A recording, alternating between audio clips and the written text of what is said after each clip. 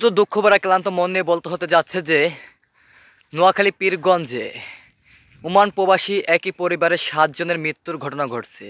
এই মৃত্যুর ঘটনাকে ড্রাইভারকে কিছু অজানা তথ্য বের হয়ে আসলো।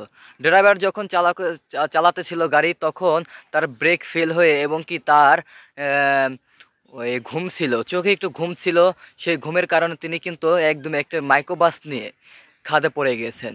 সাথে সাথে নিহত হন ওই ওমান প্রবাসীর স্ত্রী, বউ, স্বজন, আত্মীয় স্বজন যারা আছেন, যারা এয়ারপোর্টে গিয়েছিলেন আগাবার জন্য, তারা সবাই নিহত হন। শিশু একটি বাচ্চা দেখলাম কিভাবে মৃত্যু হয়েছে। আল্লাহ! যখন গাড়ি চালাইছে তখন আস্তে আস্তে করে ভালোইভাবে চালিয়ে গেছে। হঠাৎ করে আসার টাইমে মাঝপথে মাঝপথে কি করছে, গাড়িওয়ালা একটু চোখে হালকা হালকা ঘুম ভাবছিল।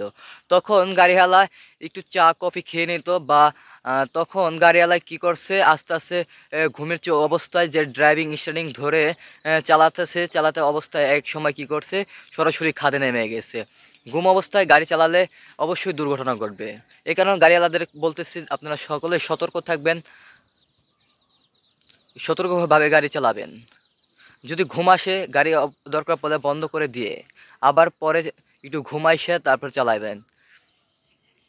তারপরে ব্রেক ফেল হয়ে ব্রেক ধরতে পারে নাই, একটি খাদে নেমে গেছে। এরকম একটা খাদে গাড়ি পড়ে গেছে, মা সহ শিশু সহ সবাই মৃত্যু হয়েছে। এখন পুরা এলাকাটা সুখের ছায়া নেমে এসেছে, একটি সুখের ছায়া। তো ভিডিওটি ভালো লাগলে চ্যানেলটি সাবস্ক্রাইব করবেন, লাইক কমেন্ট শেয়ার করে পাশে থাকবেন। আল্লাহ হাফেজ।